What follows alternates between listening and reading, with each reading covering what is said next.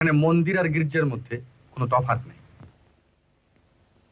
প্রত্যেক মানুষের ধর্ম তার জীবনের একটা অংশ, তাকে বাদ দিয়ে কেউ বাঁচতে পারে না কৃষ্ণেন্দু। অত বুঝি না, তোমার চেয়ে বড় সত্য আমার জীবনের কিছু নেই, তাই কোনো কিছুর বিনিময়ে আমি তোমাকে হারাতে পারবো না।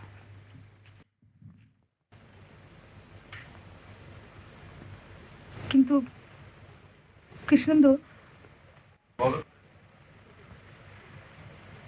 তোমার বাবা যদি মত দেবেন না, মত দেবেন না।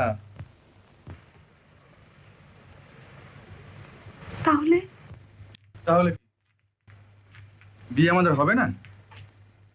আচ্ছা, ধর্মের কথা না হয় ছেড়েই দিলাম, বাবার কথাও না হয় বাদই দিলাম, কিন্তু মনের দিক থেকে তুমি কি অস্বীকার করতে পারো যে তুমি আমার স্ত্রী নও?